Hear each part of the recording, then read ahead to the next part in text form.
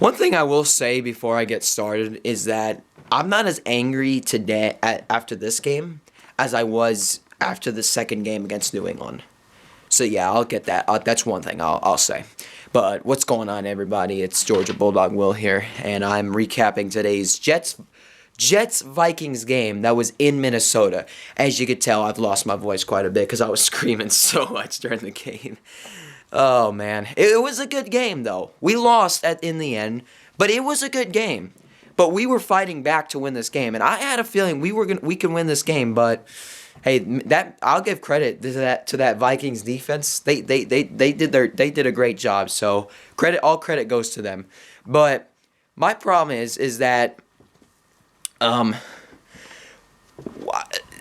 there's one thing that really irritates me on offense. But there's a lot of things that irritates me on offense. But this is one thing that especially irritates me, is the fact that we're on the 1 yard line and we can't punch it in. What are we doing? We can't punch it in. Except for the time when Mike White, when they had to push and help Mike White get into the end zone, which they originally said that he was not across the plane, but then they reviewed it. Robert Saleh threw the challenge flag. They reviewed it, and they overturned it. I'm glad he threw the challenge flag. If he didn't throw the challenge flag, we wouldn't have been back in the game. So, that's the problem. It's 1 yard. You can't get 1 yard? I mean, I don't get it. 1 yard. The Jets, or I'll say this. The Vikings beat the Jets today. What they beat us? 20. I know we got 20. Let's see. 20. They beat us 27-22. The Vikings beat the Jets 27-2. It was all Greg the Leg first half. I mean, we had going into halftime. Oh, sorry. We kicked 5 field goals in this game, and then finally got a touchdown. It was We got 6 points in the first half. But I will say, Greg Zuerlein set the record for the longest field goal in New York Jets history with a 60-yard field goal. He set the record in New York Jets history for the longest field goal ever made, 60 yards. Proud of you, Greg. Proud of you, Greg the Leg. You did great today. You helped us get closer to the Vikings, but then it was also the defense that kept us in the game. We got to Cousins. We were able to sack Cousins a few times. We were able to shut down the run game at the end, but hey, their defense was ready, so I give them all that credit. But right now, I'm not angry. I'm just disappointed as that we couldn't get this win, because I had a feeling. I thought, at halftime, everybody was all like, "Oh, geez, Jets have lost this game," but I'm like, guys, it's the first half. We have 30 minutes left to be played. This game is not over. And it sure as heck was not over. We were fighting back. We wanted to win this game. We wanted to get that 8th win. But the Vikings denied us. But you know what? I'm still proud of how this team fought back. Just saying, if Zach Wilson was in, we would have been screwed. We would have been screwed. Totally screwed. So Mike White, I'm not mad at you, man. Yeah, there were a few times where I feel like you could have done something better. Like the third down and 10. The third down and 10 where you scramble to the right. I think it was the third down and 10. But the play where you scramble to the right, and instead of running it, you threw it at the last minute. You should have ran that ball to the first down marker, got out of bounds, and given us an easier chance to win the game. But he threw it, and it was way off into the sideline. And then 4th down and 10 comes, and then the Vikings intercept us. Game over. But that ending wasn't as heartbreaking as the Patriots ending. That's one thing I can confirm. So yeah, the Jets, I don't know what it is, but why can't we get 1 yard?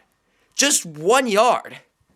I don't understand. It's that I don't know what to say anymore. But towards the end, we got the run game going. Bam Knight was amazing in this game. Receiving wise, Garrett Wilson did amazing. If only he didn't step out of bounds, I think we could have won this game. Well, let's see. I think it led to the last field goal. So it would have been, I think we would have had 19, I believe. Yeah. And then another touchdown. We would have had 20. Now, it still wouldn't have been enough. It still wouldn't have been enough. We would have lost by 1 point. 1 point. It would have been 27-26. But, well, didn't happen. And the Vikings get us for the third straight time. We have not beaten the Vikings in 12 years, actually. 12 years. So, yeah. Yeah, that unfortunately happened. But, so we got Buffalo next week. You know what? I have confidence in us. I didn't say this, but here's what I'm thinking. It's either Minnesota or Buffalo who we beat. We didn't beat Minnesota. We have a shot against Buffalo. I know it. I get it. It's their stadium. Their fans are crazy. Yes, I know. I mean, heck, I already saw how their fans were like in the first matchup against them where we beat them. But I think we have a shot. If we can just get our offense going, if we can get 1 yard, if we're on the 1 yard line and we can get 1 yard and punch it into the end zone every time, we can win this game. If we could pressure Josh Allen like we did the first time, if we can stop Stephon Diggs, if we could stop freaking that's not what I'm thinking of. If we could stop James Cook, if we could stop all those guys, if Quinnen Williams or Quincy Williams or just anybody can get a sack on him, John Franklin Myers, anybody, if anybody can get a sack on Allen, that would be awesome. We were able to do that to Cousins today. We've been and Quinnen did a bit of a sack dance after the sack. It was pretty awesome. It brings back the days of when the Jets were doing the sack dance with like Mark Gastineau. Those were awesome days. We got to bring that back, the sack dance. We don't really do it anymore. But yeah, Buffalo, it's going to be a tough one. It is their stadium, but I believe in us. We can win this game. I believe in us. We're going to win this game. You may think I'm crazy saying that, but if Minnesota can beat them in their stadium, we can as well.